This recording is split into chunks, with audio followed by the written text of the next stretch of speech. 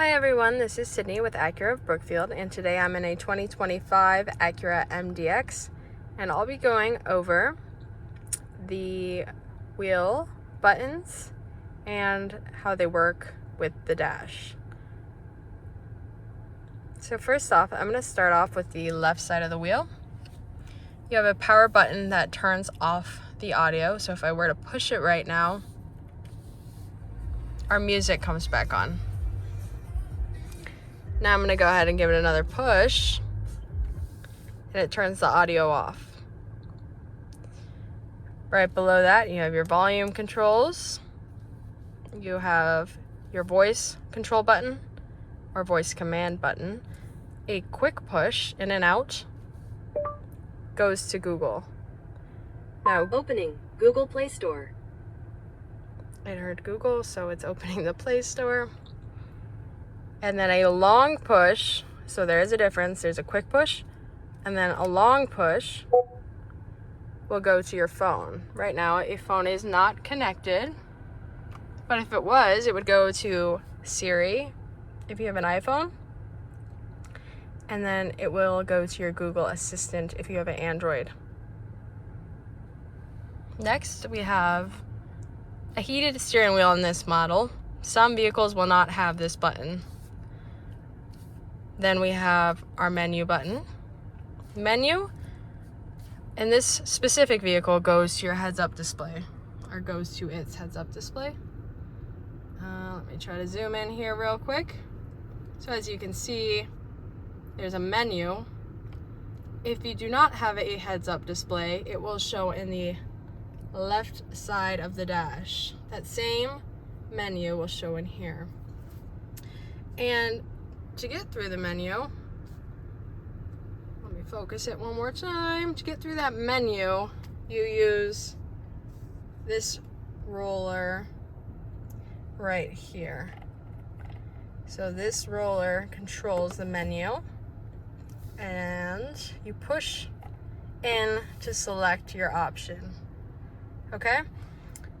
Next, you have your back button, which is for the menu. So say you're in the menu and you want it to go back to the way it was, clear everything out. In this case, we have a heads-up display, so we want it to go back to 0 miles per hour.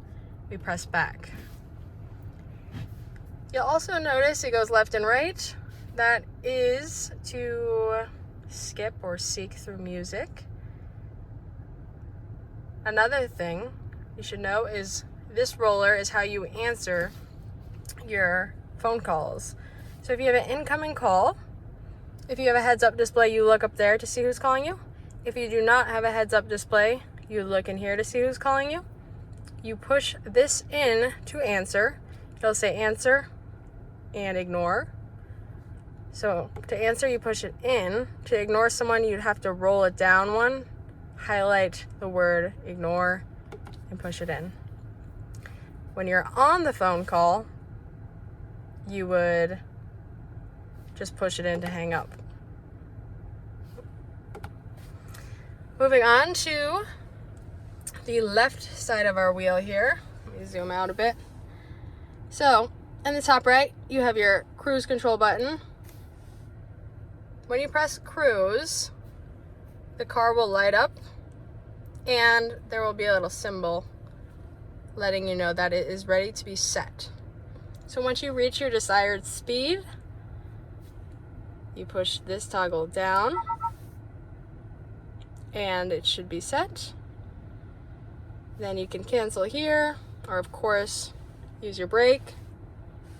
And then you have adaptive cruise control, which if you push, it shows on the dash. So each push shows up, and it lets you know what interval you're following the next car in front of you at. So say you're going 70 miles per hour and you have 4 blocks lit up. That means if someone were to hop in front of you, but they're only 1 car length away, since you have 4 blocks lit up, your car is going to apply brakes and put you at 4 car lengths. It will still eventually go back to 70 miles per hour, but since you have 4 blocks, it's gonna think you want to be spaced that far back. So adjust accordingly right here, and look in your dash always when pressing these buttons. Next, you have lane keep assist. That works from 45 miles per hour to 90 miles per hour. When I push it, under the miles per hour in the dash, you can see it is on and ready to go. Otherwise, you can push it and turn it off. Now, that button you do have to push that button every time you get in the car. So if I turn the car off right now and I have it on, next time I start the car, it won't be on because it just resets after turning the vehicle off. Now, if you look in the right side of the dash here, you can choose what you'd like to see with this roller. Always be sure to roll this. You have your trip computer at the top. Now you may notice some arrows to the left and right. That is to move back between trip A and trip B. There's a map, oil life, tire pressure, super handling, all-wheel drive, a G-meter, driver attention level, seatbelts, as I'm not buckled, blank, safety support. This is also very important. If you look very closely, it says push to change. What it's talking about is your wheel selector.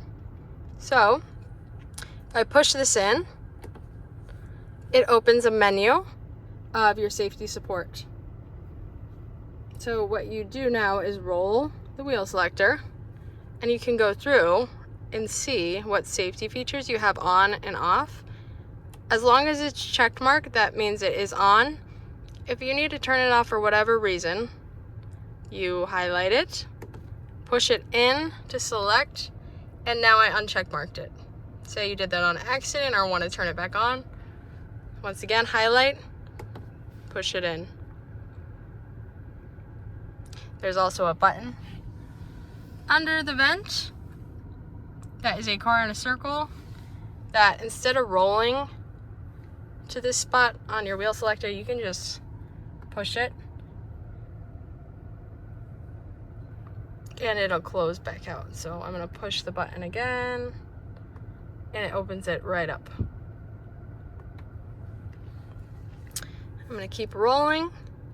You have settings, so I'm gonna push this in and go through this. There is speed distance units, so you can change that from miles to kilometers. Also very small, you can see push to select or toggle left to exit. So when it says push, it's talking about this wheel selector, and left to exit. So I'm gonna push this in to go back in. All right, we have 2 more options to go through. So there's gauge layout. You can have a crafted look or an advanced look. I'm gonna put it back to crafted. And rolling down one more. Oops, going back to settings. There's audio and clock, which shows on the left side. As you can see, audio's off, and the clock, it is 1:10 p.m. right now. So if I turn it off, it's just blank. But I like the audio and clock, so I'll put that back on. And now we're back. So you roll this and just leave it wherever you'd like to see. And that is your dash. To go through the other lights you may see in here, at the bottom right, red light, that's just saying seatbelt is off. Then you have your map and fuel level below. The range is 103 miles till this car needs a fill up. The green light that you see down below, that's safety support. So if it's ever grayed out, that means one of the safety features are off. Green means it's on. Once again, this is the same thing as that car in the circle under the vent. And scrolling to it here. It's just letting you know that your car is safe and equipped with safety features. Then you have your 0 miles per hour in there. The car. There is the cruise control. It's letting you know that it is on and ready to be set. We're in normal driving mode. You have your miles. To the left of that, you have your temperature on the outside. And then, of course, the gauge setting. If you have any questions on this, please let me know. There's also a button down here that does work with your dash and brightening and dimming it. It looks like this. If you have any questions, please let us know.